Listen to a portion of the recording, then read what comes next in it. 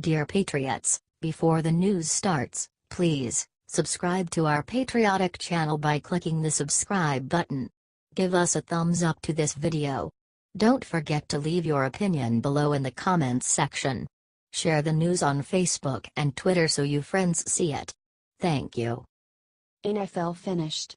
Roger Goodell is holding his head in shame after what just leaked about him. Commissioner Roger Goodell's future with the NFL is in question. The NFL has lost so much recently and it's starting to bury the league. According to Real Clear Life, the NFL has not responded well to the controversy. This includes a delay on a contract extension of Roger Goodell, according to ESPN. The anthem issue has overridden everything, and I do mean everything, a source told ESPN. Total viewership has dropped by 7.5% compared to last year. Many people are pissed that Roger Goodell takes a $212.5 million salary as well. Goodell is the highest paid person in the NFL and is destroying the league right now. Goodell makes more than Tom Brady, Eli Manning or anybody else in the league. The NFL has now lost 3.3 million viewers since Colin Kaepernick kneeled and has lost millions of dollars in income. Share this if you think that it's time to make the NFL great again and have players that care about this country. God bless all the soldiers that have fought and died for this country. They deserve better than to be insulted by some overpaid athletes.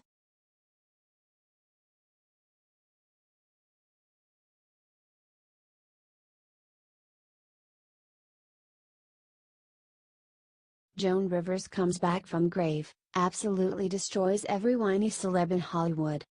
Joan Rivers is back and Hollywood will never be the same. Listen to Joan and change your wicked ways before it is too late. Joan does not and has never suffered fools and was never afraid to speak her mind. No matter it cost her. And it cost her plenty, believe me.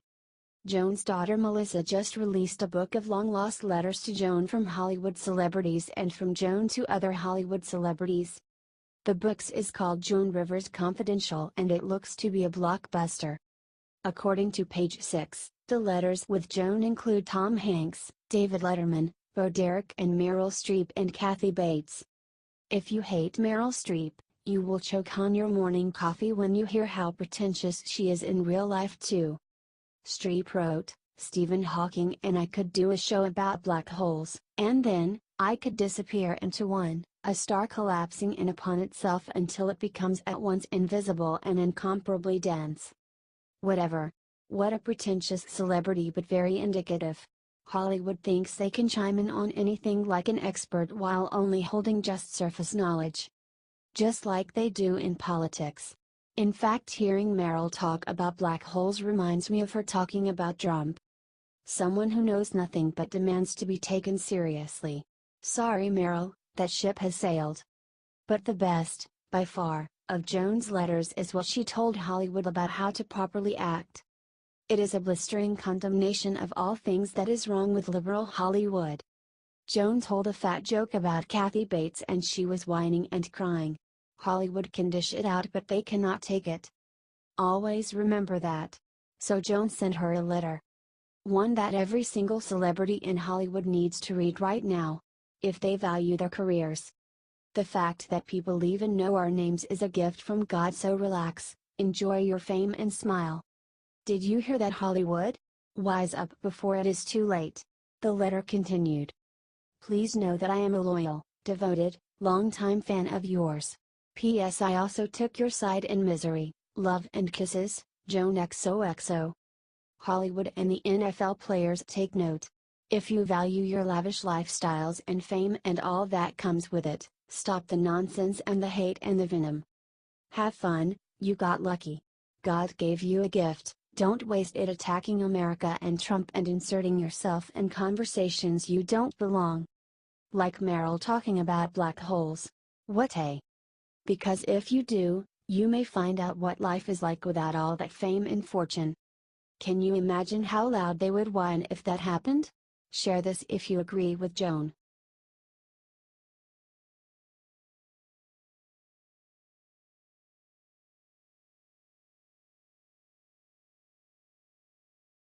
Jesse Jackson tries to shake down NFL, backfires so badly anti-flag players get humiliated instead. Jesse Jackson, the world-renowned shakedown artist, is up to his old tricks. Jesse's has been cashing in his civil rights hero chips for so long he thinks he is immune to criticism. He is wrong. We acknowledge and appreciate the struggles he went through to get equal rights for all people. No one doubts he went through hardships. But it is what he did after that we can certainly take issue with. For like most of the left, i.e. the Clintons and the Obamas, he immediately cashed in huge ways most people do not know about. Mostly through supposed protests of major American corporations that looked more and more like total shakedowns. And to make matters worse, the beneficiaries of his shakedowns tended to be his family members, not the community he claimed to protect. Here's what went down from noted Chicago Tribune reporter John Cass. The King of Beers used Operation Push to launch a national boycott of Anheuser-Busch in the early 1980s. And although Anheuser-Busch was among the corporate leaders in donations to the United Negro College Fund and had a progressive employment policy, 18% of the workforce was minority, Jackson wasn't satisfied. Jackson would pour beer on the ground and say, "Bud is a dud," and offer other pithy rhymes.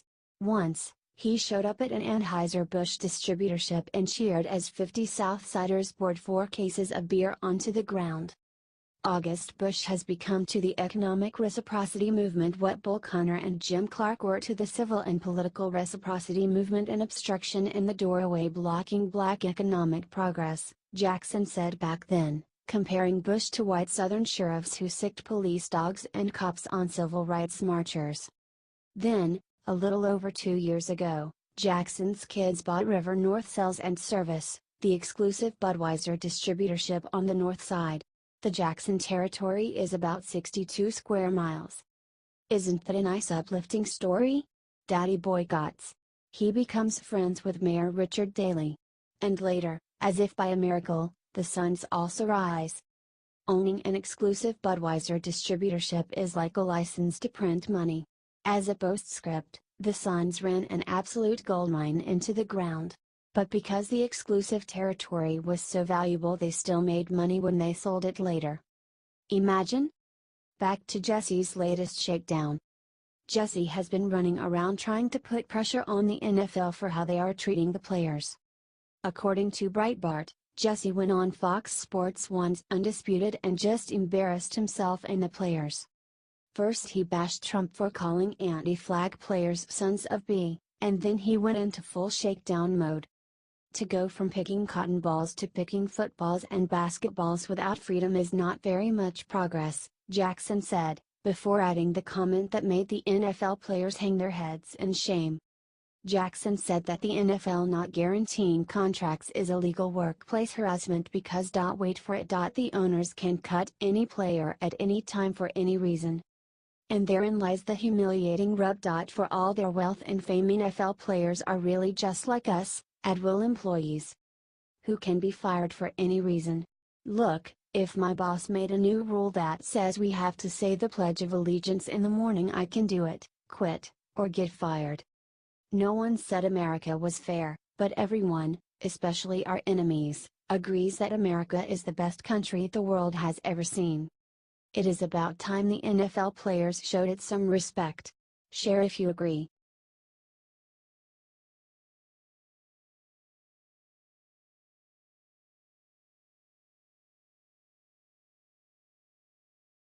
What CNN reporter was just caught wearing at the White House proves how fake they really are.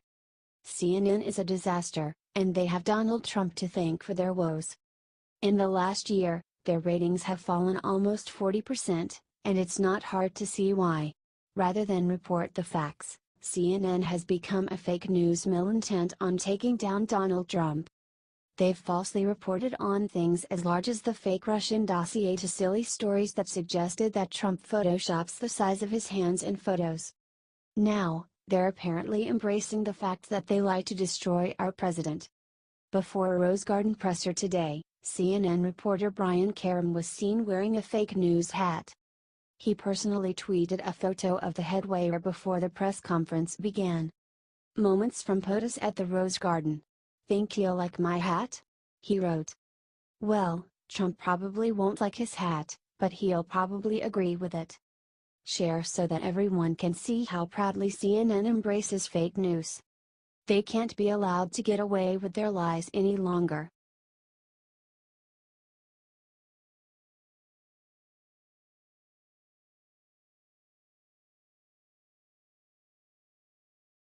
Tom Brady overrules anti-flag NFL players, fires shot heard loud and clear by every military family in America. Good leaders lead from the front. Something Trump knows intuitively and Hillary never could grasp.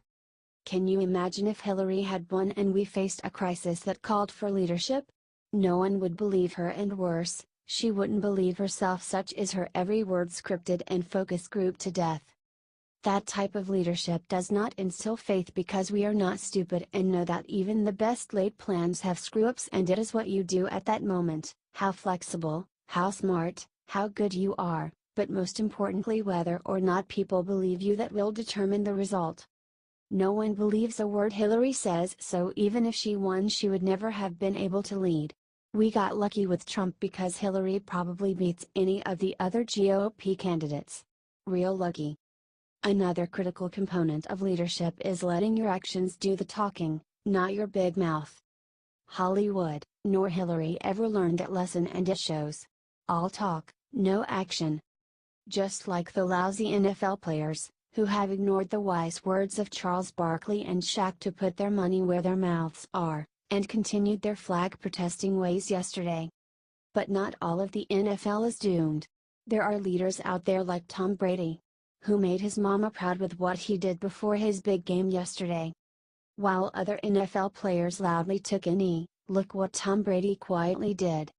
According to 27 Sports, Brady and teammates, active Navy member Joe Cardona, Matthew Slater, and Chris Hogan invited and donated tickets for 200 military members to the big game against Atlanta last night.